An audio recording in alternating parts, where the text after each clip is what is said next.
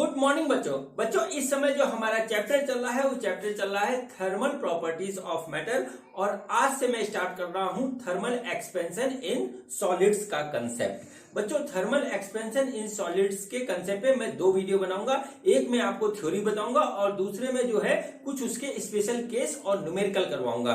तो बच्चों ज्यादा बातें ना करते हुए मैं अपना टॉपिक स्टार्ट करता हूँ। तो आज मेरे यूट्यूब चैनल मेरे पिताश्री की पाठशाला पे मेरे पापा आपको थर्मल एक्सपेंशन इन सॉलिड के बारे में बताएंगे। तो मैं पीछे आती हूँ, मेरे पापा आपको पढ़ाएंगे। बच्चों आज के वीडियो में हम पढ़ेंगे थर्मल एक्सपेंशन इन सॉलिड्स। ठीक है बच्चों, थर्मल एक्सपेंशन इन सॉलिड्स। बच्चों जब कभी भी हम किसी सॉलिड का टेम्परेचर इंक्रीज करते हैं तो उसके अंदर एक एक्सपेंशन होता है जिससे उसका साइज कुछ बढ़ जाता है।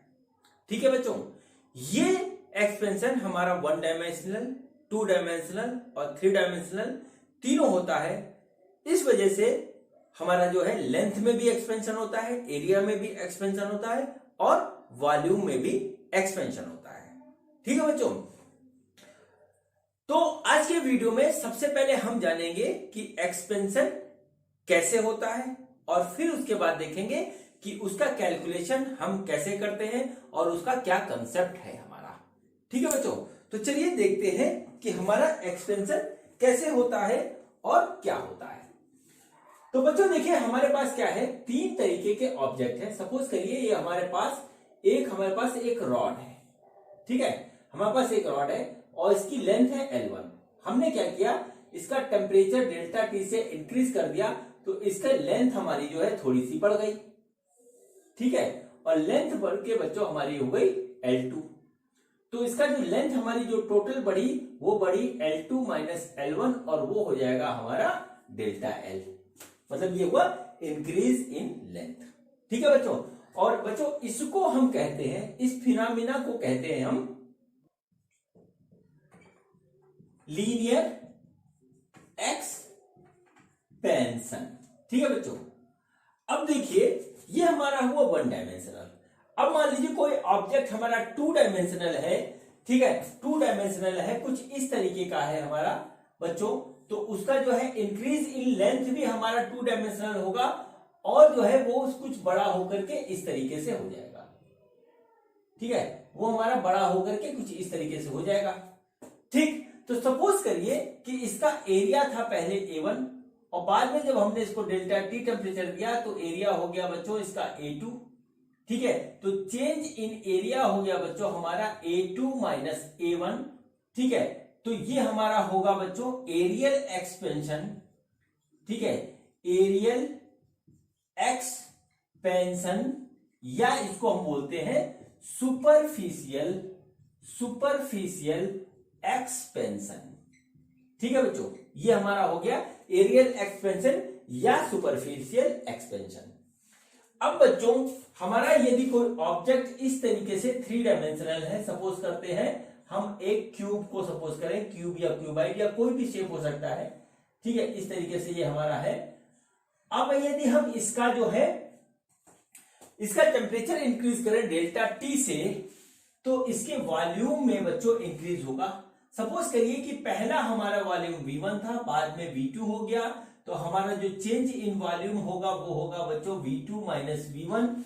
ठीक है, और यहां पर हमारा जो एक्सपेंशन होगा वो वॉल्यूम के अराउंड होगा। तो बच्चों हमारा जो है इसको हम बोलते हैं क्यूबिकल एक्सपेंशन या हम बोलेंगे इसको वॉल्यूमेट्रिक एक्सपेंशन।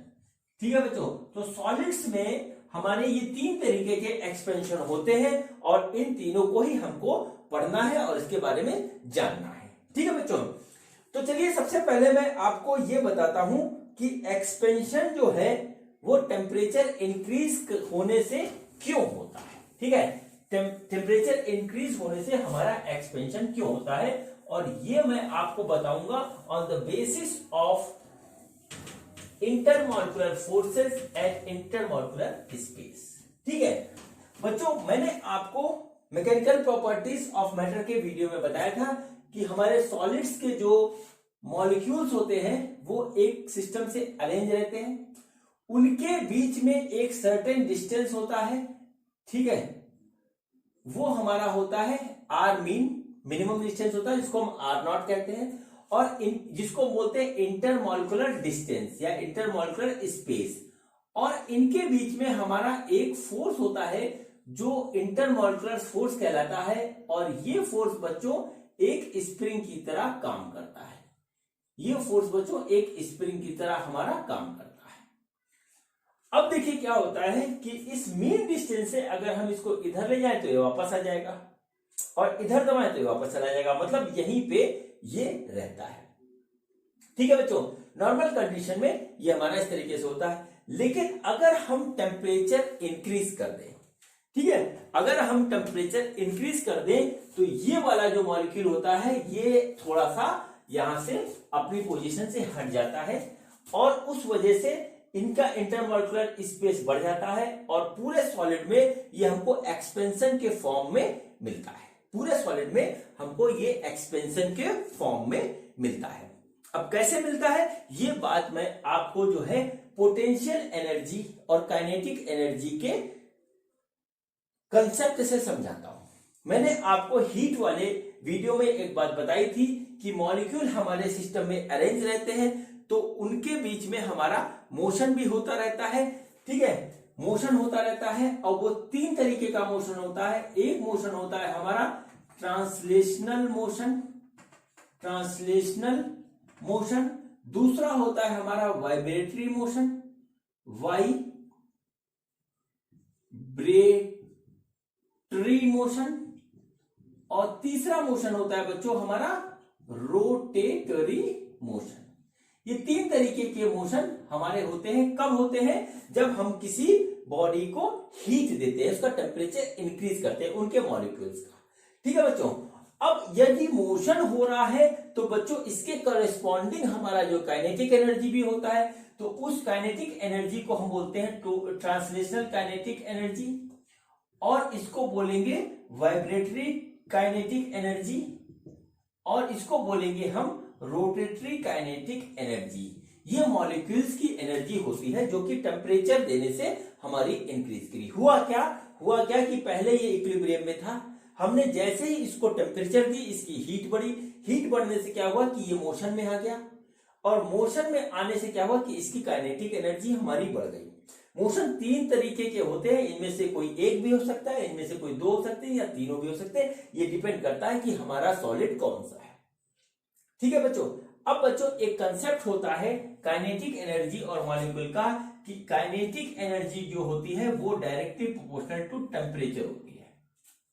ठीक है, काइनेटिक एनर्जी हमारी जो है डायरेक्टली प्रोपोर्शनल टू टेम्परेचर होती है, मतलब जैसे ही हम टेम्परेचर इंक्रीज करेंगे और जो है काइनेटिक एनर्जी बढ़ जाएगी। अब बच्चों काइनेटिक एनर्जी बढ़ जाएगी तो ज्यादा तेजी से मोशन होगा, यानी स्पेस हमारा ज्यादा हो जाएगा इनके बीच का, स्पेस हमारा ज्यादा हो जाएगा इनके बीच का, जो कि हमें ओवरऑल एक्सपेंशन के फॉर्म में फाइंड आउट होगा। ठीक है बच्चों, ये तो हुई बात हमारी काइनेटिक एनर्जी की टर्म में। अब बच्चों बात हम करते हैं इसकी जो है पोटेंशियल एनर्जी के टर्म में, क्योंकि सॉलिड के अंदर जो है पोटेंशियल एनर्जी तो होगी चाहे वो जिसी भी पोजीशन में हो, और ये जो काइनेटिक एनर्जी है ये मॉलिक्यूल्स की है, और पोटेंशियल एनर्जी जो है मॉलिक्यूल्स के बीच में जो डिस्टेंस है उसकी वजह से बनती है। ठीक, तो अब देखिए आपको मैं याद दिलाता हूं एक ग्राफ जो मैंने बनाया था पोटेंशियल एनर्जी और इंटरमॉलिक्यूलर स्पेस के बीच में। ठीक है, उसको याद करिएगा। और एक बात मैंने आपको बताई थी इक्विलिब्रियम की, ठीक है, इक्विलिब्रियम।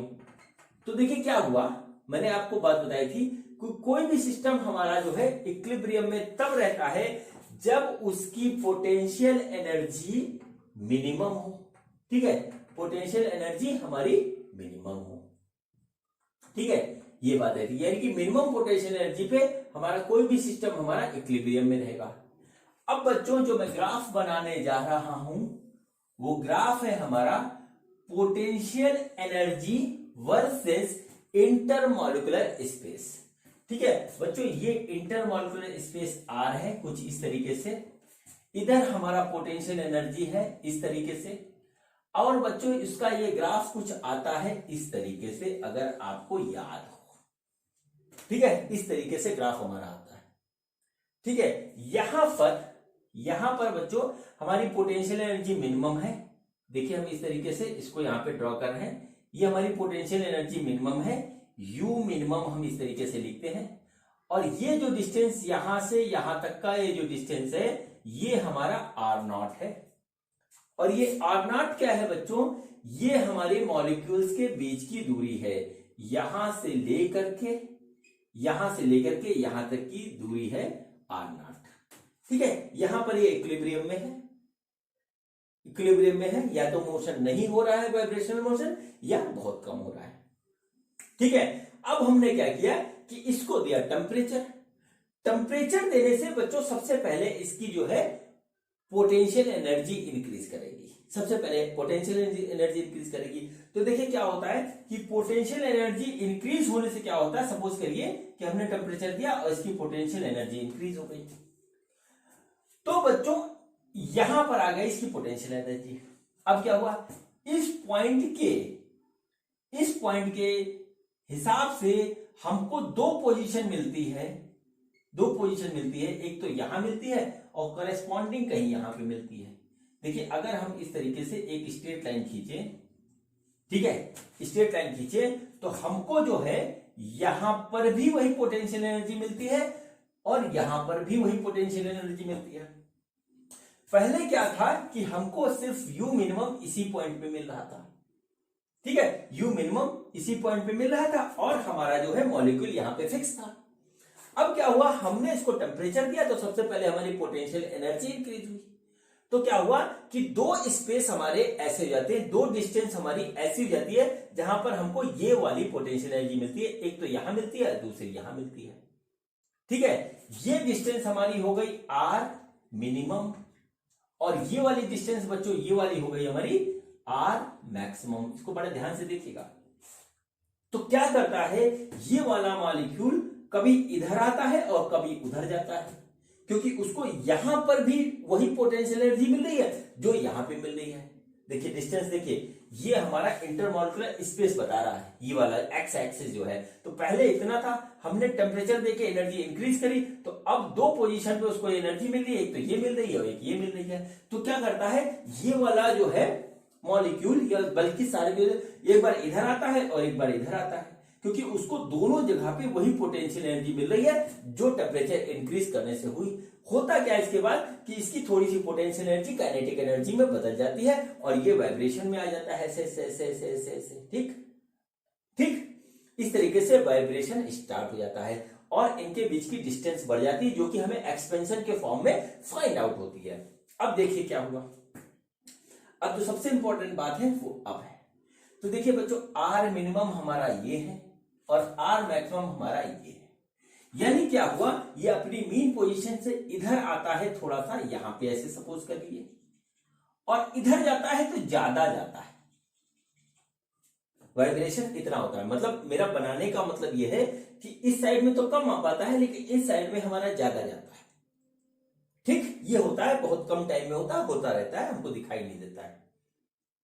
ठीक है, अब देखिए बच्चों क्या होता है, अगर हम इसको ध्यान से देखें तो अगर मिनिमम और मैक्सिमम का हम एवरेज निकालें तो आ गया आर, तो हमारा आया R minimum plus R maximum divided by 2। हमारे पास कुछ इस तरीके से आया। ठीक है, अब बच्चों इस ग्राफ को जरा ध्यान से देखना पड़ेगा। अगर हम इस ग्राफ को ध्यान से देखें और इसको ऐसे लाइन खींच के इसको दो पार्ट कर लें तो बच्चों ये सिमेट्रिकल नहीं है। सिमेट्रिकल नहीं है मतलब क्या होता है कि इसका जो एवरेज निकलेगा वो हमारा जो है इसके इस साइड में कहीं यहां पे इस तरीके से आएगा। ओवरऑल जो आर मिनिमम और आर मैक्सिमम का एवरेज आएगा वो हमारे पास इस तरीके से आएगा, इस पॉइंट पे आएगा। ठीक है, तो क्या हुआ कि जो इसका मीन पोजीशन था उससे ये इस साइड में ही ऑन एवरेज भागा हुआ दिखाई देगा।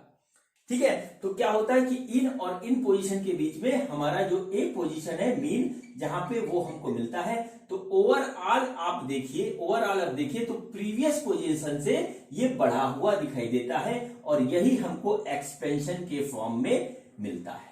यही हमको एक्सपेंशन के फॉर्म में मिलता था। पहले डिस्टेंस इतनी थी, अब हमारी ये इतनी हो गई आर, और सॉलिड में ओवरऑल एक्सपेंशन हो जाता है। ठीक है बच्चों, तो ये पूरा हमारा कंसेप्ट था कंसेप्ट था कि टेम्परेचर इंक्रीज करने पर किस तरीके से सॉलिड के बीच में इंटरमॉलिक्यूलर स्पेस बढ़ता है और वो हमको एक्सपेंशन के फॉर्म में फाइंड आउट होता है। टेम्परेचर देने पे सबसे पहले पोटेंशियल एनर्जी बनती है। पोटेंशियल एनर्जी बढ़ने पे क्या होता है कि मॉलिक्यूल में जो है इक्विलिब्रियम खत्म हो जाता है और वो वाइब्रेट करने लगते हैं। इक्विलिब्रियम के लिए हमारी पोटेंशियल एनर्जी मिनिमम होनी चाहिए, लेकिन चूंकि अब पोटेंशियल एनर्जी मिनिमम नहीं रही तो उसका इक्विलिब्रियम खत्म हो जाता है और वो वाइब्रेट कर देते हैं। वाइब्रेशन से क्या होता है, काइनेटिक एनर्जी होती है और काइनेटिक एनर्जी हमारे टेम्परेचर के डायरेक्टली प्रोपोर्शनल होती है और वो हमको फाइनली दो पोजीशन पे मिलती है। दोनों पोजीशन का हम ऑन एयर एवरेज देखते हैं तो हमारा मीन पोजीशन से इधर मिलता है और यही स्पेस हमको एक्सपेंशन के रूप में फाइंड आउट होती है। ठीक है बच्चों, तो ये हमारा पूरा एक्सप्लेनेशन था एक्सपेंशन का। ठीक है, अगर आपने मेरी बात ध्यान से सुनी होगी और आपको याद रहेगी तो छोटे मोटे जो कंसेप्चुअल क्वेश्चन आते हैं नीट, आईआईटी और बोर्ड के एग्जाम में वो अब आप कर लोगे, रीजन असर्शन रीजन वाले। ठीक है बच्चों, तो चलिए अब हम जो है अब हम डिराइव करते हैं फार्मूला और देखते हैं कि हम इस कंसेप्ट को फार्मूले में कैसे जो है उतारते हैं, किस तरीके से उतारते हैं। और बच्चों बहुत ही इंपॉर्टेंट बात अब मैं बताने जा रहा हूं जो आपको न्यूमेरिकल में हेल्प करेगी। तो अगले 10 से 15 मिनट तक ये वीडियो आप ध्यान से देखिएगा और उससे जो सीखेगा उसको अपने दिमाग में रखिएगा और जब एग्जामिनेशन देने जाइएगा तो उसको अप्लाई कीजिएगा। ठीक है, तो चलिए सबसे पहले हम निकालते हैं लीनियर एक्सपेंशन का फार्मूला। ठीक है, सबसे पहले हम निकालते हैं लीनियर एक्सपेंशन का फार्मूला। ठीक है बच्चों, तो देखिए क्या हुआ, ये हमारे पास एक है रॉड। ठीक है, एक रॉड है, इसकी लेंथ है L1, इसको हमने डेल्टा टी टेम्परेचर दिया, इंक्रीज किया, डेल्टा टी से इसका टेम्परेचर इंक्रीज किया तो इसकी लेंथ बच्चों हमारी इंक्रीज हो गई और वो इंक्रीज होकर के हो गई L2। ठीक, अब यानी कि इसकी लेंथ हमारी इंक्रीज हुई डेल्टा L जो कि हो गई हमारी L2 माइनस L1 इस तरीके से। ठीक, अब जो लोग भी इस पे रिसर्च कर रहे थे उन्होंने एक चीज फाइंड आउट करी कि जो हमारा डेल्टा L है वो डायरेक्टली प्रोपोर्शनल आता है हमारा डेल्टा T के, यानी इंक्रीज इन टेम्परेचर के, और डेल्टा L एक चीज के और डायरेक्टली प्रोपोर्शनल आ रहा था, वो आ रहा था initial length of the object. इन दो चीज के वो डायरेक्टली प्रोपोर्शनल आया, इन दोनों को मिला दिया गया तो बच्चों आया delta L is directly proportional to L1 delta T, इस तरीके से आया बच्चों। ठीक है, ये हमारे पास आया। अब हम क्या करते हैं, ये प्रोपोर्शनलिटी का कांस्टेंट हटाते हैं तो बच्चों हमको जो फाइंड आउट होता है वो आता है delta L is equal to alpha L1 delta T। ठीक है, अल्फा L1 डेल्टा T। बच्चों अल्फा यहां पर क्या होता है इसको नोट करिए, ये है हमारा coefficient of linear expansion, coefficient of linear expansion, इस तरीके से ये हमारा होता है, इसको नोट कर लीजिए। अब बच्चों देखिए क्या हुआ, अगर इस अल्फा का हम निकालें फार्मूला यहां से तो हमारे पास आ रहा है delta L upon L1 delta T। ठीक है, ये हमारा फार्मूला आया, इसका हम लोग यूज करेंगे न्यूमेरिकल्स में, आते हैं इस पे न्यूमेरिकल्स अच्छे खासे आते हैं। तो ये हमारा इस तरीके से इसका हुआ फार्मूला। अब बच्चों देखिए क्या हुआ, अगर हम निकाले यूनिट ऑफ अल्फा तो देखिए ये L है, इसपे जो है लेंथ की यूनिट लगेगी, ये भी L है, इसपे लेंथ की यूनिट लगेगी, और ये हमारा टेम्परेचर है, यहां पर टेम्परेचर की यूनिट लगेगी। तो अगर हम डिग्री सेंटीग्रेड में निकाल रहे हैं तो ये हमारा आएगा पर डिग्री सेंटीग्रेड, और टेम्परेचर यदि केल्विन में दिया हुआ है तो आएगा पर डिग्री केल्विन। ठीक है, पर डिग्री केल्विन, जिसमें टेम्परेचर दिया होगा वो हमारा आ जाएगा। अधिकतर टेम्परेचर की यही दोनों यूनिट हमको मिलती है। ठीक है बच्चों, तो ये हमारा यहां पर हुआ इस तरीके से फार्मूला। अब चलिए करते हैं आगे की बात, ये वाला फार्मूला उठा के हम यहां लिखते हैं। तो देखिए क्या आ गया, delta L is equal to L1 alpha delta T, ये हमारे पास आया। बच्चों देखिए डेल्टा L क्या है, डेल्टा L हमारे पास ये है तो हम इसको यहां लिखेंगे, वो आएगा L2 minus L1 is equal to L1 alpha delta T। तो क्या हुआ, L2 इक्वल टू हो गया L1 plus L1 alpha delta T. इस तरीके से हम यहां से कॉमन ले लेंगे, हो जाएगा L1 1 plus alpha delta T.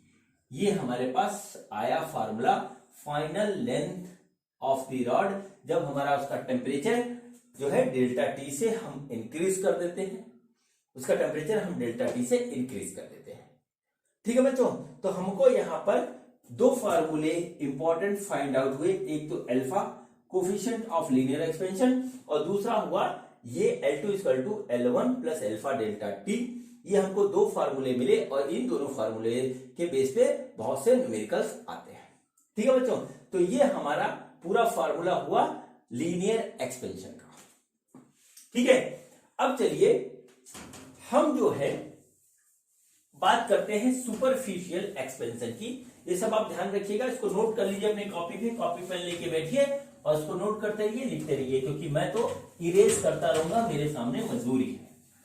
ठीक है, अब बच्चों देखिए, मैं आपको बताने जा रहा हूं अगली बात, और जब ये बात लास्ट में खत्म होगी तब वहां से निकलेगा कंक्लूजन। ठीक है, तो देखिए क्या है, हमारे पास इस तरीके का एक स्क्वायर ऑब्जेक्ट है। ठीक है, इसका जो है लेंथ L1 है, इधर लेंथ L1 है, एरिया A1 है। इसको हमने डेल्टा टी टेम्परेचर से इंक्रीज किया, इसका टेम्परेचर हमने डेल्टा टी अमाउंट से इंक्रीज किया, तो इसका जो है साइज इंक्रीज हो गया, एक्सपेंशन हो गया। तो साइज ये एक्सपेंशन साइड का बढ़ के L2 हो गया, इधर L2 हो गया, और एरिया बच्चों इसका हो गया हमारे पास A2। ठीक है, एरिया हो गया हमारे पास A2। ये हमारे पास इतनी चीज एक फिनोमेना हुआ। ठीक है बच्चों, तो देखिए क्या हुआ, इसका पहले वाला एरिया था A1, टेम्परेचर हमने डेल्टा टी से इंक्रीज किया, तो हमारे पास नया एरिया हो गया A2। यानी क्या हुआ, A2 बराबर हो गया, सॉरी A2 नहीं, यानी इंक्रीज इन एरिया हुआ A2 माइनस A1। इस तरीके से हुआ। अब बच्चों रिसर्च से ये बात पता लगी कि डेल्टा ए जो है वो डायरेक्टली प्रोपोर्शनल होता है डेल्टा टी के, और डेल्टा ए जो है वो डायरेक्टली प्रोपोर्शनल होता है इनिशियल एरिया A1 के। ये दो चीज मिली, यानी कि दोनों को कंबाइन किया गया, तो यहां से आया A2 जो डेल्टा ए जो होता है वो डायरेक्टली प्रोपोर्शनल होता है A1 और डेल्टा टी के, इन दोनों को मिला के ये कंक्लूजन निकाला गया। अब बच्चों प्रोपोर्शनलिटी कांस्टेंट हटाया गया, तो आया delta A is equal to beta A1 delta T, हमारे पास ये निकल के आया। ठीक है बच्चों, तो देखिए हमको यहां पर एक नया टर्म मिला बीटा, और बच्चों ये जो बीटा होता है, ये बीटा होता है, नोट कर लीजिए, कोफिशिएंट ऑफ सुपरफिशियल एक्सपेंशन। ठीक है, कोफिशिएंट ऑफ सुपरफिशियल एक्सपेंशन, ये हमारे पास इस तरीके से हो गया, इसको बोलते हैं हम बीटा। तो बच्चों जो बीटा का हमें फार्मूला मिला वो आया डेल्टा ए अपॉन A1 डेल्टा टी। ये एक इंपॉर्टेंट फार्मूला है, इसको नोट कर लीजिए। और बच्चों इसका भी यूनिट जो होता है, यूनिट ऑफ बीटा मैं यहां लिख लेता हूं, यूनिट ऑफ बीटा जो होगा वो भी होगा पर डिग्री सेंटीग्रेड या पर डिग्री के, इस तरीके से हमारे पास होगा। जैसा टेम्परेचर जिस यूनिट में होगा वही हमारा इसका यूनिट आ जाएगा। ठीक है बच्चों, अब देखिए डेल्टा ए हमारा क्या है, A2 माइनस A1, तो इसको हम यहां लिखेंगे A2 minus A1 is equal to beta A1 delta T. ठीक है, तो देखिए क्या हुआ, A2 जो आ गया वो आया A1 plus beta A1 delta T. यहां से हम A1 कॉमन ले लेंगे, तो A1 आ गया 1 प्लस बीटा डेल्टा टी। ये हमारा आ गया सुपरफिशियल एक्सपेंशन का फार्मूला, यानी बाद में हमारा कितना जो है एक्सपेंशन होता है एरिया में वो हम इस फार्मूले से निकाल सकते हैं। ठीक है, ये हमारा एक हो गई कहानी। अब बच्चों एरिया क्यों बढ़ा, क्योंकि इसका साइड बढ़ा। एरिया क्यों बढ़ा, क्योंकि इसका साइड बढ़ा, यानी क्या हुआ, साइड में भी हमारा एक्सपेंशन हुआ। ठीक है बच्चों, तो देखिए अब हम इसी बात को दूसरे हिसाब से एनालाइज करते हैं। बात यही है, एनालिसिस का तरीका अलग हो रहा है। कैसे हो रहा है देखिए, क्या हुआ, देखिए A1 क्या हुआ हमारा L1 स्क्वायर हुआ और A2 हो गया बच्चों L2 स्क्वायर। ठीक, A1 हो गया हमारा L1 स्क्वायर और A2 हो गया L2 स्क्वायर। बच्चों इसका साइड बढ़ रहा है जो कि लीनियर एक्सपेंशन है, तो कुल मिलाकर के देखिए L2 क्या हो जाएगा, L2 सॉरी हाँ L2 क्या होगा, L2 होगा हमारा L1 1 plus alpha delta T, ये होगा भाई। इसका हमारा कुछ कोफिशिएंट ऑफ लीनियर एक्सपेंशन भी होगा, वो हमारा इस तरीके से आएगा। ठीक है, अब देखिए बच्चों अगर इस फार्मूले से देखें तो हमारा A2 क्या हो रहा है, A2 हो रहा है हमारा L2 स्क्वायर और L2 की वैल्यू है ये, तो L2 की जगह हम ये रख देते हैं, तो L1 1 plus alpha delta T का स्क्वायर और इसका स्क्वायर, ये हमारे पास आ गया। अब देखिए क्या होता है, ये आ जाएगा L1 square 1 plus 2 alpha delta T, इसका होल स्क्वायर करना है, plus alpha square delta T square, ये हमारे पास आ गया। और ये बच्चों हुआ हमारा A2। बच्चों जो ये होता है एल्फा, ये इसकी वैल्यू बहुत कम होती है, बहुत ज्यादा नहीं होती है, 0.00 कुछ होती है। ठीक है, तो 0.00 कुछ का जब हम स्क्वायर करेंगे वो और छोटा हो जाएगा, इसलिए हम इसको नेग्लेक्ट कर सकते हैं बच्चों। तो हमारे पास फाइनली आ जाएगा L1 square 1 plus 2 alpha delta T, इस तरीके से आ जाएगा और ये आएगा A2। ठीक है, अब जरा आप L1 स्क्वायर को देखें तो L1 स्क्वायर बच्चों क्या था, वो हमारा था A1 था, तो बच्चों इस हिसाब से ये आ गया हमारा A2 equal to A1 1 plus 2 alpha delta T, ये हमारे पास आ गया। ठीक है, अब बच्चों देखिए एक हमको अभी इक्वेशन यहां से ऐसे मिली थी है, और दूसरी इक्वेशन A2 A1 हमको यहां मिली। जो देखिए जो इक्वेशन यहां मिली वैसी दिखने वाली इक्वेशन हमको यहां मिल रही है। तो देखिए इसको उठा के मैं वहां लिखता हूं और फिर देखिए मैं क्या निकालता हूं। तो देखिए क्या हुआ, वो जो पीछे इक्वेशन लिखी है वो आ गया A1 1 plus beta delta T, ये हमारे पास इस तरीके से आ गया। अब बच्चों आप इसको और इसको बड़े ध्यान से देखिए। ठीक है, तो हमको क्या नजर आता है, A2 A1 A1 1 1 plus 2 alpha beta delta T. मतलब क्या हुआ, मतलब ये हुआ अगर हम इन दोनों का कंपैरिजन करें बच्चों तो हमको एक चीज फाइंड आउट होती है और वो होती है कि बीटा इक्वल टू 2 अल्फा। ठीक है, बीटा इक्वल टू 2 अल्फा, ये हमको फाइंड आउट होती है और यही इस पूरी कसरत का निचोड़ है। बहुत ही इंपॉर्टेंट रिलेशनशिप है, इसमें क्वेश्चन फंसा दिए जाते हैं। कैसे, जब न्यूमेरिकल कराऊंगा तब मैं आपको बताऊंगा। ठीक है बच्चों, तो आप ये नोट कर लीजिए कि जो हमारा बीटा है वो कोफिशिएंट ऑफ सुपरफिशियल एक्सपेंशन है और अल्फा है कोफिशिएंट ऑफ लीनियर एक्सपेंशन है, उनके बीच में हमारा ये रिलेशनशिप होता है। प्रूफ करके मैंने दिखा दिया बच्चों। हमको 3 फॉर्मूले मिले, एक तो बीटा का, A2 का और तीसरा ये तीनों नोट कर लीजिए, ये तीनों हमारे काम आने वाले हैं। ठीक है बच्चों, अब इसका लास्ट टॉपिक बचा और वो बचा है हमारा वॉल्यूमेट्रिक एक्सपेंशन। चलिए अब मैं उसको स्टार्ट करता हूं और जब वो खत्म हो जाएगा तो एक इंपॉर्टेंट कंक्लूजन हमें मिलेगा और उस पे जो है नीट पे, IIT पे और बोर्ड में, तीनों में एग्जामिनेशन आते हैं और उसी में इसके क्वेश्चन फंसाए जाते हैं। तो चलिए देखते हैं हमारा क्यूबिकल एक्सपेंशन का कंसेप्ट। ठीक है बच्चों, तो क्यूबिकल एक्सपेंशन में बच्चों हम सपोज करते हैं कि हमारे पास एक क्यूब है। ठीक है, हमारे पास एक क्यूब है ऐसे मटेरियल का जिसका coefficient of linear expansion alpha है। ठीक है, और देखिए क्या है, ये हमारे पास इस तरीके से एक क्यूब है। ठीक है, एक क्यूब है हमारे पास इस तरीके से ये, और इसका साइड है L1, सारी साइड इसकी बराबर है L1। इसको हम डेल्टा टी टेम्परेचर देते हैं तो इसका जो है लेंथ जो है वो इंक्रीज हो जाती है कुछ इस तरीके से। ठीक है, इस तरीके से इसकी लेंथ इंक्रीज हो जाती है और ये बढ़ के हो जाता है L2। इसका जो है अल्फा है कोफिशिएंट ऑफ लीनियर एक्सपेंशन इस मटेरियल का ये, ठीक, ये हुआ। अब बच्चों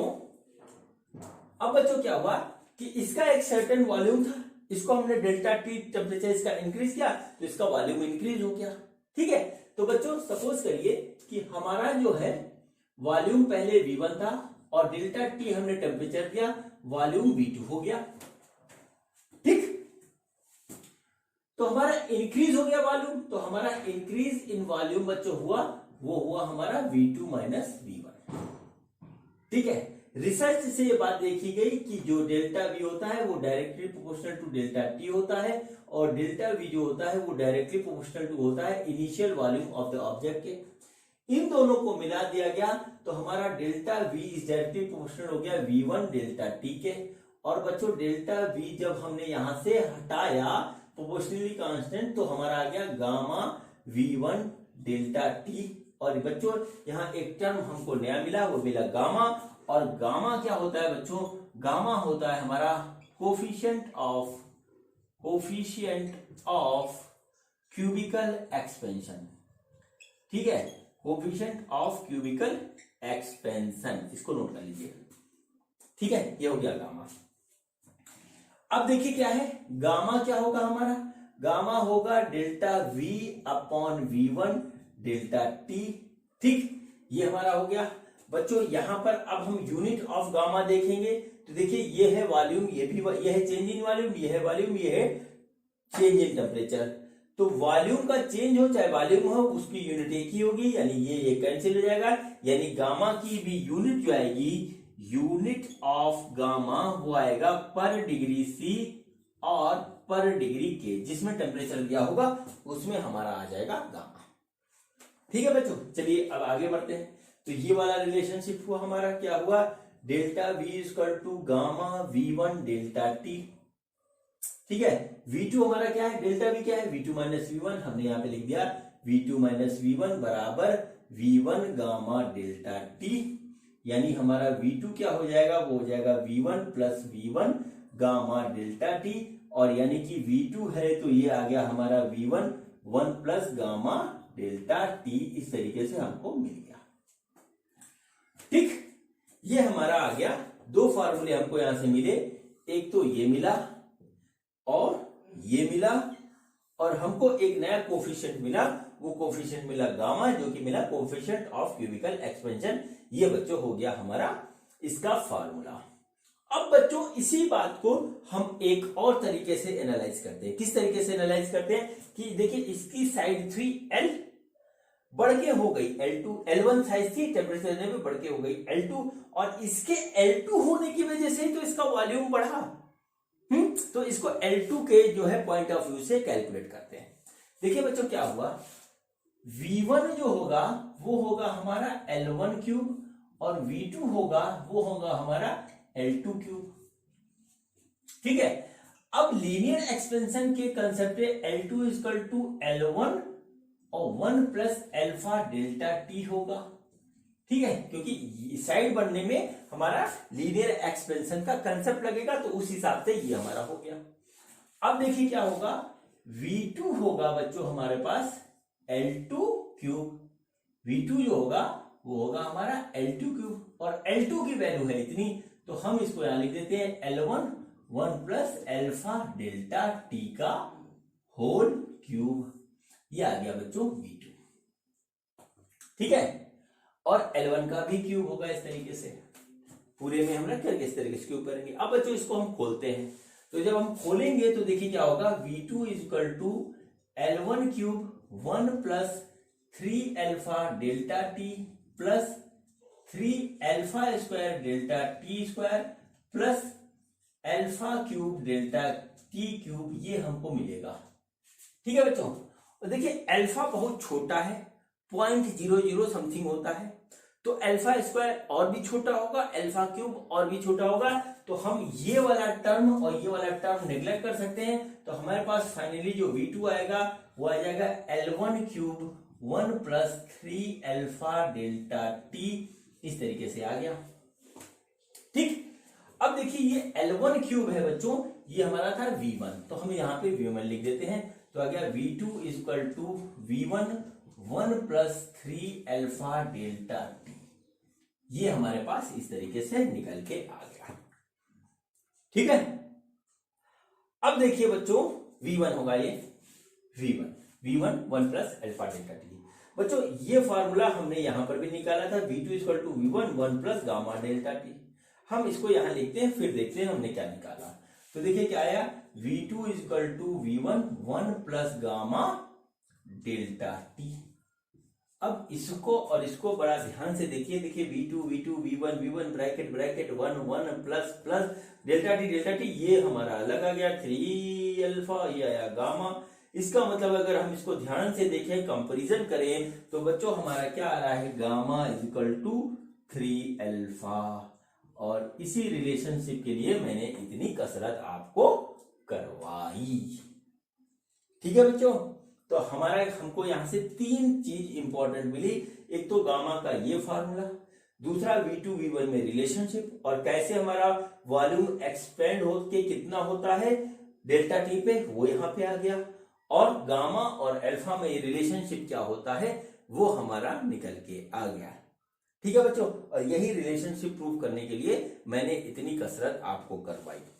अब इसके बाद जो बच्चे आप में से सीरियसली पढ़ रहे होंगे उनका कोई भी कंफ्यूजन नहीं बचा होगा, ठीक है, ये कन्फर्म है, कोई भी कंफ्यूजन नहीं बचा होगा। अब बच्चों यहां से जो हमने इंपॉर्टेंट चीज ड्रॉ करी है, अब मैं बात करूंगा उस पे, ठीक है। अब मैं उस पे बात करूंगा, और उस पे जो है नीट पे खास तौर से क्वेश्चन आ जाता है, ठीक है, उस पे नीट पे क्वेश्चन आ जाता है, और इसके कंसेप्ट पे क्वेश्चनों को उलझाया भी पहुंच जाता है, जो देखने में लगते हैं बहुत छोटे। अभी मैं जब आपको क्वेश्चन करवाऊंगा तब बताऊंगा कि कैसे और कहां पे वो उलझाते हैं, कैसे और कहां पे उलझाते हैं बच्चों, खासतौर से तब जब अभी मैं आपको पढ़ाऊंगा एक्सपेंशन इन लिक्विड, मतलब ये एक्सपेंशन इन सॉलिड चल रहा है, थर्मल एक्सपेंशन इन सॉलिड चल रहा है, थर्मल एक्सपेंशन इन लिक्विड भी होता है। तो यहां का कंसेप्ट वहां पर भी लगता है, अगर आप यहां का समझ गए तो वहां पे आपको दिक्कत नहीं होगी, वहां पे कंफ्यूजन और ज्यादा है क्वेश्चंस में, ठीक है बच्चों। तो देखिए हमने यहां पर 3 चीज नहीं फाइंड आउट करी, क्या, एक तो अल्फा, दूसरा बीटा, और तीसरा गामा। ये हमारे कोफिशिएंट ऑफ लीनियर एक्सपेंशन है, ये कोफिशिएंट ऑफ सुपरफिशियल एक्सपेंशन है, ये कोफिशिएंट ऑफ क्यूबिकल एक्सपेंशन है, ठीक। फिर हमने फाइंड आउट किया कि बीटा इक्वल टू 2 अल्फा, फिर फाइंड आउट किया गामा इक्वल टू 3 अल्फा, ये हमको मिला, ठीक है बच्चों। अगर हम यहां पर इसको इससे डिवाइड कर दें तो अल्फा इक्वल टू आ रहा है बीटा बाई 2, और यहां से आ रहा है हमारा अल्फा इक्वल टू क्या आ रहा है, गामा बाई 3। दोनों को देखें तो हमारे पास आ रहा है alpha equal to beta by 2 बराबर गामा बाई 3, ठीक है। अब हम इसको 6 से मल्टीप्लाई कर दें तो आ जाएगा 6 अल्फा इक्वल टू 3 बीटा बराबर 2 गामा, ये आ गया बच्चों। ये रिलेशनशिप नीट के एग्जाम में या मेडिकल के एग्जाम में ऐसे ही ऑप्शन के रूप में आ जाता है, पूछता है कि अगर अल्फा बीटा गामा हमारा linear coefficient of thermal expansion है, मतलब तीनों का नाम दे दिया ये है, तो इनमें से कौन सा ऑप्शन सही होगा, ये पूछ लेता डायरेक्ट, कुछ लिख देगा उल्टा सीधा 1 2 3 फलाना दिमाग का। और अगर आपको नहीं आता है तो आप सोचते रह जाओगे, आता है तो करके अगला क्वेश्चन देखोगे, ठीक है बच्चों। तो ये पूरा मेरा जो है खत्म हुआ कंसेप्ट जो है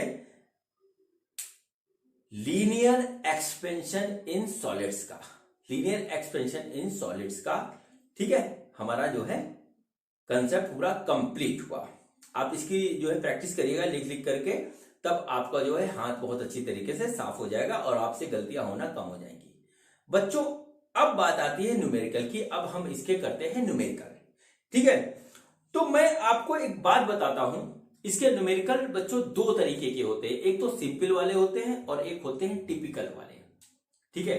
न्यूमेरिकल में वैरायटी होती है काफी बड़ी, और इसी वजह से मैंने डिसीजन लिया कि मैं लीनियर एक्सपेंशन इन सॉलिड्स के 2 वीडियो बनाऊंगा।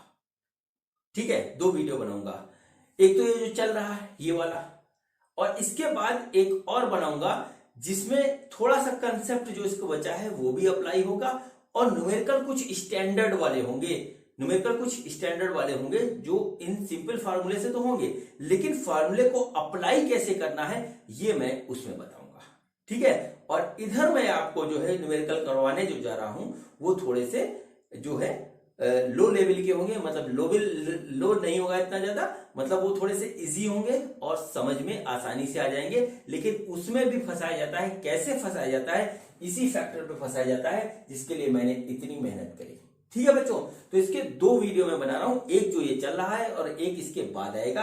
अगर आप अपने कंसेप्ट को स्ट्रॉन्ग करना चाहते हैं और चाहते हैं कि किसी भी क्वेश्चन पे गलती ना हो, खासतौर से वो बच्चे जो IIT और नीट की तैयारी कर रहे हैं, तो ये देखने के बाद वो भी जरूर देखिएगा, और दोनों से सीखने के बाद आपके पास जो भी मटेरियल हो उससे प्रैक्टिस करिएगा, तब आपका कोई भी क्वेश्चन गलत नहीं होगा। ठीक है, चाहे असर्शन रीजन का हो, चाहे ऑब्जेक्टिव हो, चाहे MCQ में हो, चाहे हमारा थ्योरेटिकल हो, सब क्वेश्चन आप कर दोगे।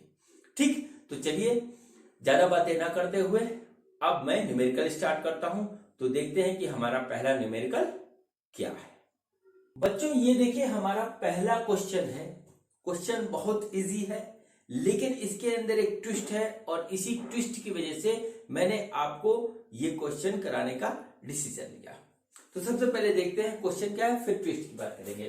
क्वेश्चन क्या है, an iron sphere has a radius of 7 centimetre at a temperature of 0 degree centigrade. Calculate the change in volume of sphere if it is heated to 100 degree centigrade, coefficient of linear expansion is this। ठीक है, हमारे पास एक sphere है, उसको हम heat करते हैं, उसका वॉल्यूम बढ़ जाता है, तो हमसे पूछा गया है कि चेंज इन वॉल्यूम हमारा क्या होगा। ठीक है बच्चों, तो सपोज करते हैं कि पहले हमारा वॉल्यूम V1 था, फिर V2 हो गया, यानी कि चेंज इन वॉल्यूम हो गया डेल्टा V। डेल्टा V हमको निकालना है, तो फार्मूला हमारे पास है V2 equal to V1 1 plus चूंकि वॉल्यूम है तो गामा डेल्टा टी ये आएगा बच्चों। ठीक है, तो देखिए क्या हुआ, V2 equal to V1 plus V1 gamma delta T, इसको इधर लाएंगे तो हो जाएगा V2 माइनस V1 बराबर V1 गामा डेल्टा टी, और हमारा यहाँ पे आ गया delta V equal to V1 gamma delta T. ये फार्मूला मैं आपको डायरेक्ट लिखवा सकता था, लेकिन ये ऐसे आता है, इसलिए मैंने आपको यहां पर इस तरीके से लिखवा दिया। तो क्या हुआ, डेल्टा V इक्वल टू क्या हो गया, V1 गामा डेल्टा टी, और डेल्टा V हमको निकालना है बच्चों। तो देखिए हमारे पास क्या होएगा। ठीक है बच्चों, तो डेल्टा V निकालने के लिए हमको ये पता होना चाहिए कि V1 क्या है, गामा क्या है, डेल्टा टी क्या है। ठीक, तो सबसे पहले बच्चों V1 कैलकुलेट करते हैं। तो देखिए हमको क्या दे रखा है, हमको दे रखा है रेडियस, अगर हम इसको R1 देखें तो वो है हमारा 7 सेंटीमीटर। टेम्परेचर हमको दे रखा है, इनिशियल दे रखा है T1 अगर लें तो 0 डिग्री सेंटीग्रेड, T2 अगर लें तो 100 डिग्री सेंटीग्रेड, यानी डेल्टा T हो गया हमारा T2 माइनस T1, जो कि आ गया 100 माइनस 0, और ये आ गया 100। ठीक है, 100 डिग्री सेंटीग्रेड डेल्टा टी आ गया है। ठीक, और हमको एक चीज और दे रखी है, वो दे रखी है कोफिशिएंट ऑफ लीनियर एक्सपेंशन। ठीक है, और यही इस क्वेश्चन में ट्विस्ट है, हमको क्या दे रखा है, alpha, coefficient of linear expansion. यहां पे ध्यान दीजिएगा, हम निकाल रहे हैं वॉल्यूम, और गामा होता है हमारा कोफिशिएंट ऑफ वॉल्यूमेट्रिक एक्सपेंशन। ठीक है, अल्फा हमको दे रखा है, अल्फा है 11 into 10 to the power -6 degree centigrade inverse. ये है, यही बच्चों इसमें ट्विस्ट है। मैंने अभी आपको थोड़ी देर पहले बताया था, क्या बताया था, गामा इक्वल टू 3 अल्फा। होता क्या है क्वेश्चंस में, जल्दीबाजी में बच्चे ये कन्वर्ट करना भूल जाते हैं, स्टूडेंट्स ये कन्वर्ट करना भूल जाते हैं, और जो दिया होता है वही यहां लिख के कैलकुलेट कर देते हैं, और आंसर मैच नहीं करता, गलत हो जाता है। क्वेश्चन में हमको घुमाता क्या है? क्वेश्चन में हमको यही घुमाता है, जब हमारा वॉल्यूम एक्सपेंशन पूछेगा तब हमको जो है लीनियर एक्सपेंशन दे देगा, और जब लीनियर एक्सपेंशन पूछेगा तब हमको वॉल्यूम एक्सपेंशन का कोफिशिएंट दे देगा। हमको इसको चेंज करके उसी फैक्टर में लाना होगा जो हमसे पूछा है। यही बच्चों इस क्वेश्चन में ट्विस्ट है। मतलब क्या होता है, जब क्वेश्चन हमारा होगा अल्फा का तो गामा देगा, जब गामा होगा तो अल्फा देगा, जब बीटा होगा तो अल्फा देगा। इस टाइप से वो देके हमको घुमाता है और हम कर देते हैं गलती, ध्यान नहीं देते जल्दीबाजी में, अरे ये है इसको गुणा करो खत्म कहानी। और इसमें बहुत गलती होती है, मैंने बता दिया इसलिए आपको बात ये हल्की लग रही होगी, लेकिन आप यदि अच्छी प्रैक्टिस करोगे तो देखिएगा गलती आपसे अभी भी होगी। मैं कॉन्फिडेंट हूं क्योंकि मैंने भी खूब किया है ये। ठीक है, तो बच्चों यहां पर क्या होगा, गामा निकालना है तो गामा हमारा हो जाएगा 3 अल्फा, यानी कि हो जाएगा 3 इंटू 11 इंटू 10⁻⁻6 डिग्री सेंटीग्रेड की पावर -1। ठीक है बच्चों, अब चलिए देखते हैं कि हमारा डेल्टा V क्या होगा। तो डेल्टा V होगा हमारा V1 gamma delta T। V1 बच्चों होगा हमारा 4/3 पाई R1 cube into gamma into delta T। Values put करना शुरू करते हैं बच्चों। तो देखिए आ गया 4/3 इंटू 22/7 इंटू R1 है हमारा 7 इंटू 7 इंटू गामा है हमारा 3 इंटू 11 इंटू 10⁻⁻3 और डेल्टा टी है हमारा 100। इसको कैलकुलेट कर लेंगे, आंसर आ जाएगा। जो कट पे ट्रैक काट देते हैं तो देखिए 7 से 7 गया, 3 से गया 3, बचा हमारे पास वो लिखते हैं। तो बच्चों आ गया 4 into 22 into 7 into 7 into 11 into 10⁻⁻6 into 100। ठीक है, हमारे पास ये आ गया। अब देखिए इसको सॉल्व करें तो हम इसमें से लिखेंगे तो ये आ जाएगा 8 into 7 into 7 into 11 into 11 into 10⁻⁻4 ये आ रहा है। बच्चों इसको जब हम करेंगे तो 8 इंटू 49 इंटू 11 इंटू 11 इंटू 10⁻⁻4 और ये फाइनली आ जाएगा 9 8 72 का 2, 8 चौक 32, 32 और 7 39 इंटू 11 इंटू 11 इंटू 10⁻⁻4 और ये आएगा हमारा 2 1 9 3 12 1 13 4 इंटू 11 इंटू 10⁻⁻4 और ये फाइनली आ जाएगा हमारा 2 3 4 7 4 इंटू 10⁻⁻4। इसको इधर लाएंगे तो बच्चों हो जाएगा 4.74 सेंटीमीटर क्यूब। इतना चेंज आएगा हमारा वॉल्यूम के अंदर। मैं पूरी कैलकुलेशन कर गया, इसकी कोई जरूरत नहीं थी। चलिए आपका क्वेश्चन हुआ कंप्लीट।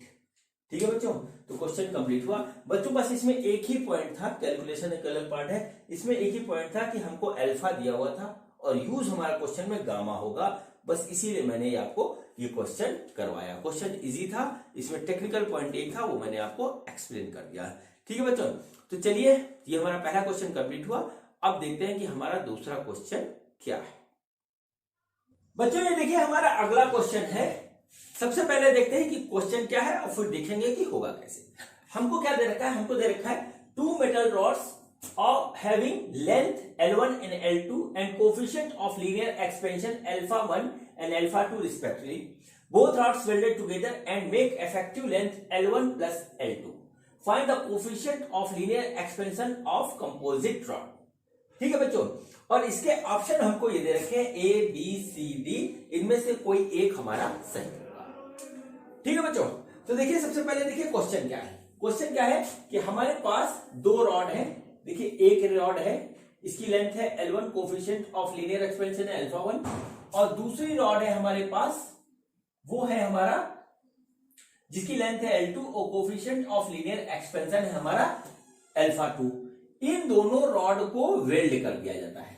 ठीक है बच्चों, इसको वेल्ड कर दिया जाता है और इसकी टोटल लेंथ हो जाती है L1 प्लस L2।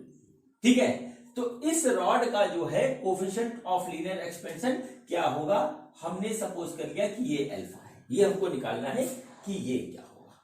ठीक है बच्चों, ये हमारा क्वेश्चन है।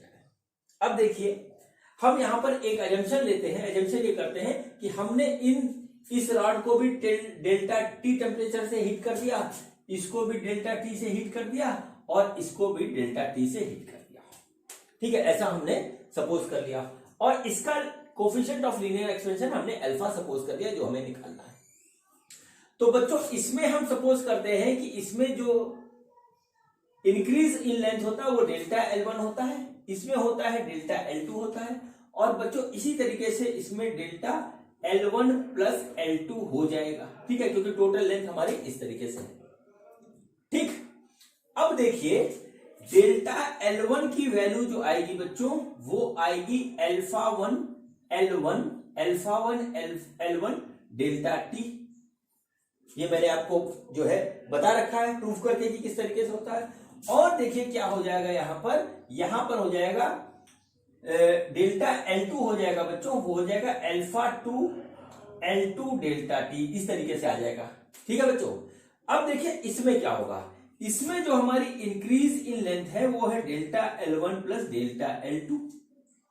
ठीक है, अब देखिए इसकी वैल्यू क्या आएगी, वो आएगी alpha L1 plus L2 into delta T. इस तरीके से ये हमारा आ गया। ठीक है बच्चों, अब देखिए रॉड तो ये वही है, इसको हमने वेल्ड कर दिया, यानी कि इसमें हमारा जो है increase in length delta L1 होगा और इसमें हमारा जो है increase in length delta L2 होगा। इसका मतलब हुआ कि हमारा डेल्टा L1 प्लस L2 जो है वो हो जाएगा delta L1 plus delta L2।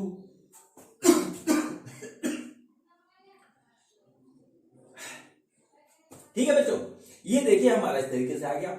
अब देखिए इसकी वैल्यू हम रख देते हैं। तो देखिए इसकी वैल्यू ये है, हमने यहां लिख दिया alpha L1 plus L2 into delta T बराबर डेल्टा L1 की वैल्यू ये है बच्चों, तो ये आ गया हमारा alpha 1 L1 delta T plus ये हमारी इसकी वैल्यू ये है, तो हमने लिख दिया अल्फा 2 L2 डेल्टा टी। ये हमारे पास आ गया। अब देखिए यहाँ पे डेल्टा टी कट गया। ठीक है, अब हमको निकालना है अल्फा, तो अल्फा बच्चों आ गया यहां से alpha 1 L1 plus alpha 2 L2 divided by L1 plus L2। ये बच्चों होगा हमारा coefficient of linear expansion of composite rod. ठीक है, जब दोनों को वेल्ड कर देते हैं तब ये उसका कोफिशिएंट ऑफ लीनियर एक्सपेंशन होगा बच्चों। हम इसमें से ऑप्शन देखेंगे तो इसमें स्क्वायर दिख रहा है, स्क्वायर तो इसमें आया नहीं, इसमें भी स्क्वायर दिख रहा है, स्क्वायर इसमें आया नहीं, इसमें नीचे माइनस है, माइनस आया नहीं, तो ये लास्ट वाला ऑप्शन होगा ये वाला। ठीक है, ये वाला ऑप्शन होगा। देखिए इसमें L1 अल्फा 1 लिखा है, इसमें हमने अल्फा 1 L1 लिखा है, उससे कोई फर्क नहीं पड़ता। ठीक है बच्चों, तो इस तरीके से ये क्वेश्चन कंप्लीट हुआ और ये क्वेश्चन बच्चों बहुत इजी था, बस हमको कंसेप्ट अप्लाई करने की जरूरत थी। तो चलिए बच्चों अब करते हैं अगला क्वेश्चन। तो देखते हैं हमारा अगला क्वेश्चन क्या है। बच्चों ये देखिए हमारा अगला क्वेश्चन है और ये क्वेश्चन हमारा नीट 2016 में आ चुका है। ठीक है, और ये बहुत ही स्टैंडर्ड क्वेश्चन है। इसी कंसेप्ट पे आईआईटी में भी क्वेश्चन आ चुका है। सबसे पहले आपको मैं बताता हूं कि क्वेश्चन क्या है, फिर इसका कंसेप्ट समझाऊंगा और फिर बताऊंगा ये होता कैसे है, और उसके बाद में आईआईटी वाला क्वेश्चन करवाऊंगा, क्योंकि यहां से हमको जो है कंसेप्ट का एक सोल्यूशन मिल रहा है। ठीक है बच्चों, तो देखिए हमारे पास दो डिफरेंट मेटल के, ब्रास और स्टील के जो हमारे पास है रॉड है। ठीक है, जिसकी लेंथ L1 और L2 है और coefficient of linear expansion alpha 1 और अल्फा 2 है। ठीक है, ये हमारा इस क्वेश्चन में लिखा हुआ है।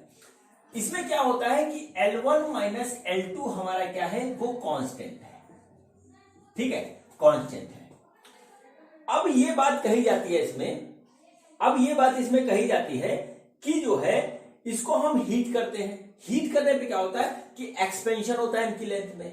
ठीक है, तो हमसे ये पूछा है कि हीट करने के बाद सपोज करिए इसकी लेंथ हो गई L1 डैश और इसकी लेंथ हो गई L2 डैश। ठीक है, L2 डैश, और ऐसा होता है कि चाहे हम किसी भी टेम्परेचर तक उसको हीट करें, जो हमारा डिफरेंस होता है L1 dash minus L2 dash, वो हमेशा उतना ही कांस्टेंट रहता है जितना स्टार्टिंग में था। ठीक है, यही इस क्वेश्चन में यहां पे लिखा हुआ है। तो ऐसा जिस कंडीशन में होगा वो कंडीशन हमारी इनमें से कौन सी है जो हमको यहां पे लिखी हुई है। ठीक है, क्वेश्चन फिर से समझ लीजिए कि हमारे पास दो डिफरेंट मेटल के रॉड्स हैं, जिसको हम हीट करते हैं तो उसकी लेंथ बढ़ती है, तो उनकी बढ़ी हुई लेंथ के बीच में जो डिफरेंस होता है वो सारे टेम्परेचर पे उतना ही रहना चाहिए जितना इनिशियली हमारा था। ठीक है बच्चों, ये हमको निकालना है। अब देखिए यहां पर हमको एक चीज दे रखी है बच्चों, एक चीज हमको दे रखी है, वो क्या दे रखी है कि L1 dash minus L2 dash, ठीक है, L1 dash minus L2 dash बराबर L1 माइनस L2, ये हमको दे रखा है। ठीक है, ये हमको यहां पर इस तरीके से दे रखा है। अब बच्चों L1 डैश L2 डैश हम देखेंगे, निकालेंगे क्या आता है। ठीक है बच्चों, तो देखिए क्या हुआ, L1 डैश हो जाएगा हमारा L1, ठीक है, 1 प्लस अल्फा 1 डेल्टा टी, इस तरीके से बच्चों ये आ गया हमारा। और L2 डैश बच्चों हो जाएगा L2 1 plus alpha 2 delta T. हमने सपोज किया कि हमने दोनों को डेल्टा टी टेम्परेचर तक हीट किया। अब बच्चों ये कंडीशन हमको दे रखी है, तो हम क्या कहते हैं, L1 डैश L2 डैश की वैल्यू यहां रख देते हैं। तो देखिए क्या हो गया, L1 1 plus alpha 1 delta T ये आ गया, minus L2 1 plus alpha 2 delta T ये आ गया, बराबर L1 माइनस L2, इस तरीके से आ गया। ठीक है बच्चों, तो देखिए हमारे पास क्या आ रहा है, हमारे पास आ रहा है L1, ठीक है, हमारे पास क्या आया ये L1, इसको अंदर हम मल्टीप्लाई कर रहे हैं, L1 plus alpha 1 L1 delta T minus L2 minus L2 alpha 2 delta T, ये आ गया, इस तरीके से आ गया L1 माइनस L2। ठीक है, इस इक्वेशन को देखिए, L1 से L1 कट जाएगा, L2 से L2 कट जाएगा, हमारे पास जो आया वो आया alpha 1 L1 delta T minus, ठीक है, L2 अल्फा 2 डेल्टा टी बराबर 0। इसका मतलब क्या हुआ, L1 अल्फा 1 L1, ठीक है, alpha 1 L1 delta T equal to L2 alpha 2 delta T. बच्चों डेल्टा टी से डेल्टा टी कट गया, हमारे पास आया अल्फा 1 L1 बराबर अल्फा 2 L2। ये बच्चों हमारा हुआ कंडीशन, जो सेटिस्फाई अगर होगी तो हमारा जो है, जो इनिशियल डिफरेंस उनकी लेंथ में था, जो इनिशियल डिफरेंस उनकी लेंथ में था, वही डिफरेंस हर टेम्परेचर पे रहेगा, चाहे हम उसको कितना भी हीट कर दें। ठीक है बच्चों, तो इसमें से हमारी 4 कंडीशन दी हुई थी, तो इसमें देखिए स्क्वायर स्क्वायर दिख रहा है, ये बेकार हो गए। इसमें देखिए अल्फा 1 L1 अल्फा 2 L2, और ये है alpha 1 L2 alpha 1 alpha 2 L1। तो बच्चों हमारा सी वाला कंडीशन हमारा मिला। ठीक है बच्चों, अब देखिए हमारी एक बात यहां पर निकल के आई, हमारी एक बात यहां पर निकल के आई कि अगर हमारा जो है ये कंडीशन सेटिस्फाई होता है, यानी कंडीशन सेटिस्फाई होती है, तो ठीक है, जो इनिशियल डिफरेंस अलग अलग मेटल के रॉड की लेंथ में होगी वही हर टेम्परेचर पे रहेगी, चाहे हम कितना भी उसको इंक्रीज कर दें। ठीक है बच्चों, अब देखिए इसी कंसेप्ट पे जो है आईआईटी में किसी साल एक क्वेश्चन आया था, और उसमें हमको न्यूमेरिकल्स वैल्यू दे रखी थी। ठीक है, उसमें हमको न्यूमेरिकल वैल्यू दे रखी थी, मैं आपको बताता हूं उसमें क्या दे रखा था, वो देखिएगा। ठीक है, उसमें हमको दे रखा था स्टील और ब्रास की जो है हमको 2 रॉड दे रखी थी।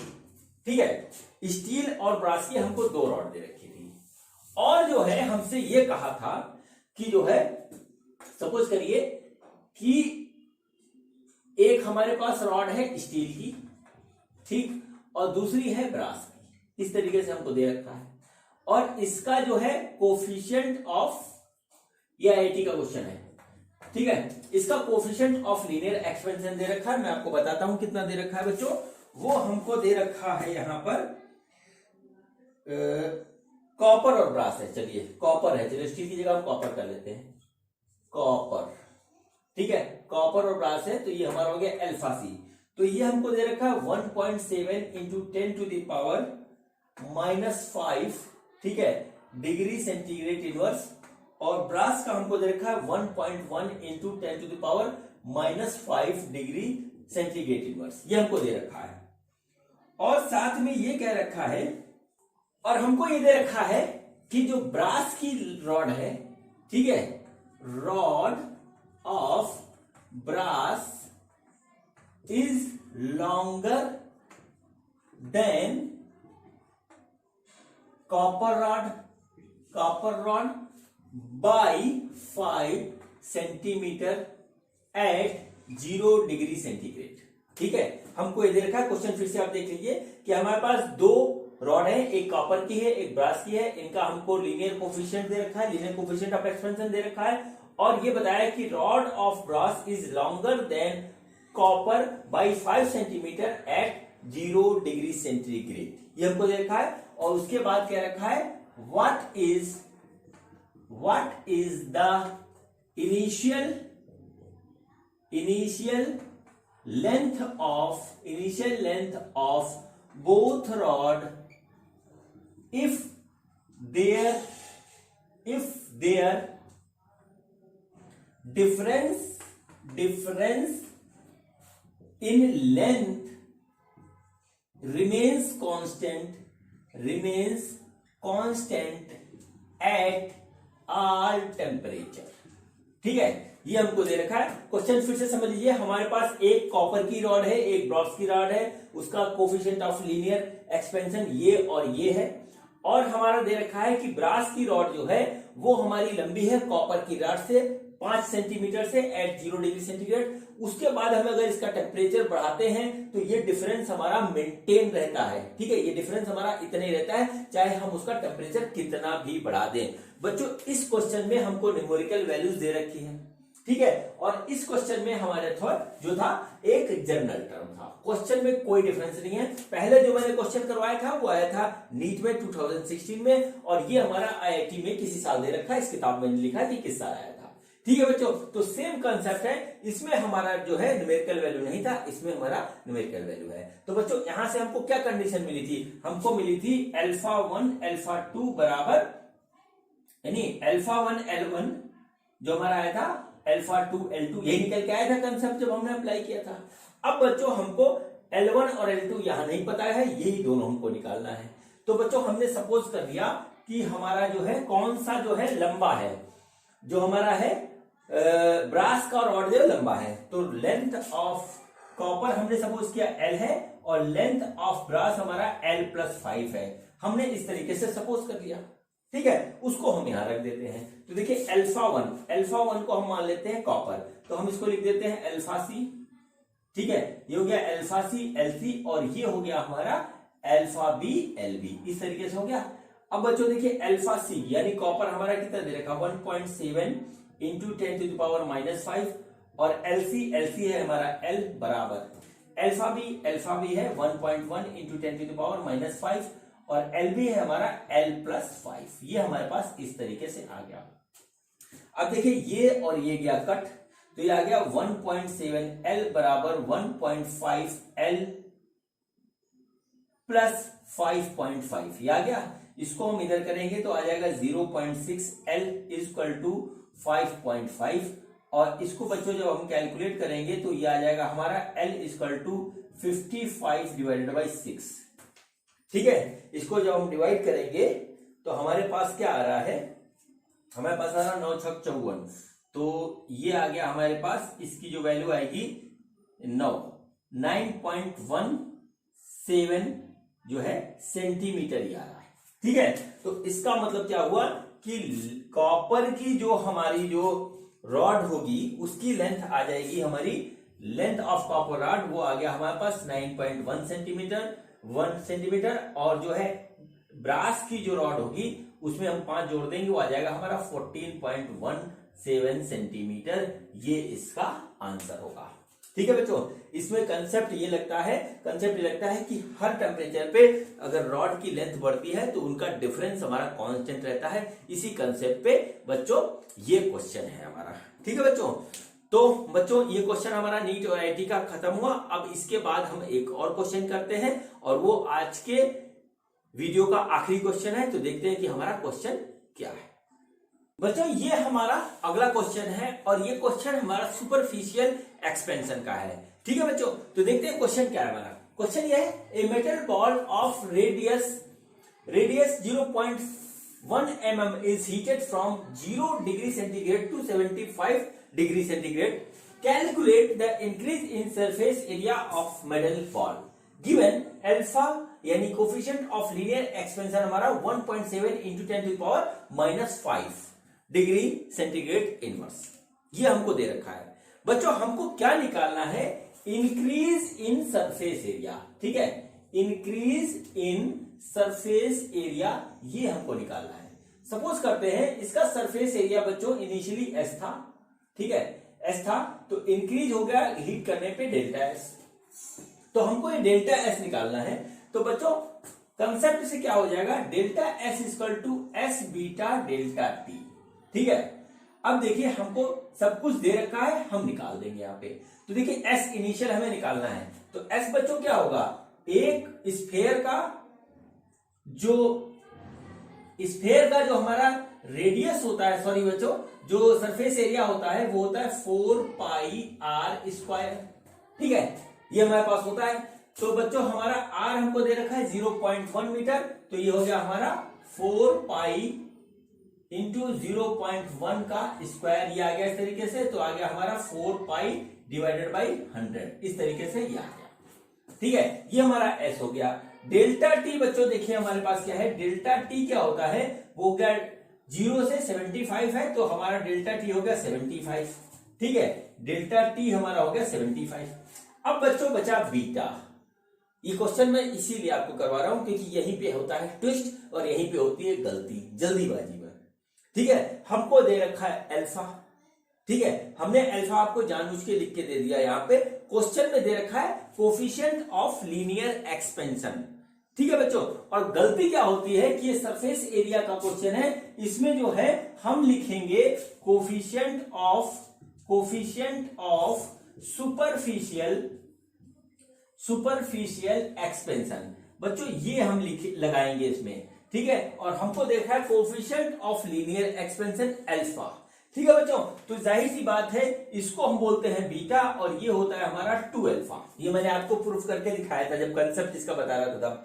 तो क्या होगा कि जो अल्फा हमको दे रखा है इसको हम 2 से मल्टीप्लाई कर देंगे, यानी कि हम या तो सिंपल यहाँ पे लिख देंगे कि delta S equal to S into 2 alpha delta T, इस तरीके से रख देंगे। तो बच्चों देखिए डेल्टा एस हमारा कितना आया है, वो आया 4 pi divided by 100 into 2 into alpha हमारा दे रखा 1.7 into 10 to the power -5 into 75, ये हमारा हमको दे रखा है। और बच्चों जब हम इसको कैलकुलेट करेंगे, ठीक है, जब हम इसको कैलकुलेट करेंगे तो इंक्रीज इन सरफेस एरिया जो आएगा वो आएगा हमारा 3.206 into 10 to the power -4 metre square, ठीक है बच्चों। मेरे को ये क्वेश्चन कराने का सिर्फ एक पर्पस था कि आप जो है बीटा और अल्फा का डिफरेंस आपको क्लियर हो जाए और इसको देख करके सवाल में रखें, क्योंकि जो है कंपटीशन में बोर्ड के एग्जामिनेशन में यहीं पे घुमाता है, यहाँ यूज कुछ और होना होगा, आपको देख कुछ और रखा होगा और इस क्वेश्चन में ज्यादा कुछ होता नहीं है, ठीक है बच्चों। तो आज का वीडियो बच्चों ये मेरा पहला वीडियो था थर्मल एक्सपेंशन इन सॉलिड का, ठीक है बच्चों। अभी इसमें बहुत कुछ बचा हुआ है, ठीक है, वीडियो काफी लंबा हो जाता है, इस वजह से मैंने 2 वीडियो बनाने का फैसला लिया। बच्चों आज का वीडियो यहीं खत्म होता है। अब अगले वीडियो में आपको मैं इस कंसेप्ट का एप्लीकेशन के सवाल करवाऊंगा और वो सवाल हमारे बहुत ही अच्छे और स्टैंडर्ड के होते हैं। तो ठीक है बच्चों, आज का वीडियो देखने के लिए बहुत बहुत धन्यवाद, मिलते हैं नेक्स्ट वीडियो में, थैंक यू।